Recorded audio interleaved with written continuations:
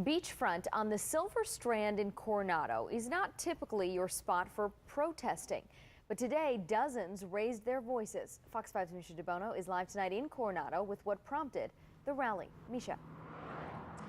Yeah, the protesters chose this spot, Jen, because one of the largest oil and gas lobbies was holding a meeting at this resort behind me. Now, the protest is part of a concerted effort across the country to keep pressure on the Obama administration to reject a plan that would build an oil pipeline from Canada all the way to the Gulf Coast. Stop! There is no Planet B!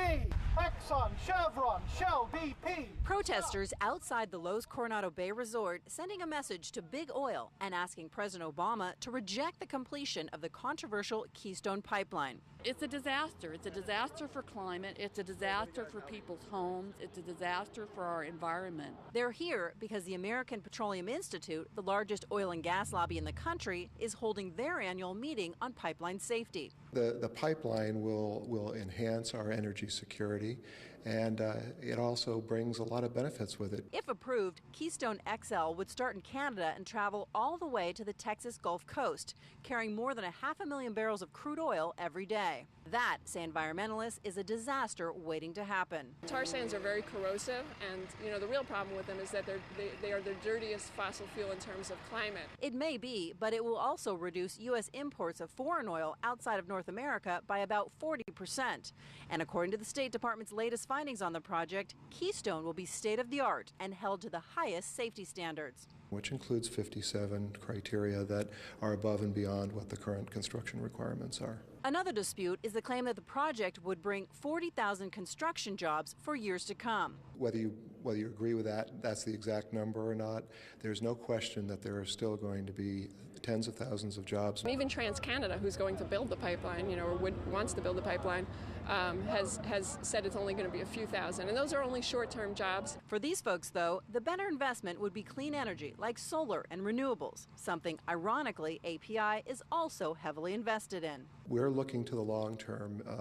All the experts agree we're going to be using petroleum-based fuels for some time.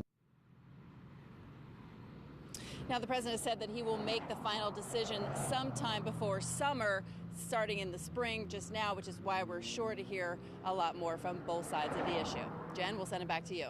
Misha DeBono for us tonight in Coronado. Thank you. The House of Representatives are making another push for the Keystone XL oil pipeline tonight, just as some San Diegans are rallying against it. Hey, hey, ho, ho, Keystone Pipeline's got to go. Hey, hey, ho, ho, Keystone Pipeline's got to go. Dozens of demonstrators called on the president to reject the pipeline project this afternoon. They protested outside a meeting of the American Petroleum Institute on Coronado Island. The proposed pipeline would connect an oil hub in Canada with refineries on the Gulf Coast. Demonstrators say it would have a devastating consequence for the environment. So there was a spill in Arkansas a week ago in Mayflower, Arkansas, and you could see that people didn't even know there was a pipeline there, and suddenly their properties are destroyed and their kids are getting sick. Now, supporters of the plan say it would reduce our reliance on foreign oil and create a lot of jobs. The president has endorsed some parts of the project. It ultimately needs White House approval, though. Today, House Republicans advanced a bill that would remove the need for presidential approval of the plan, but that bill has almost no chance of becoming law.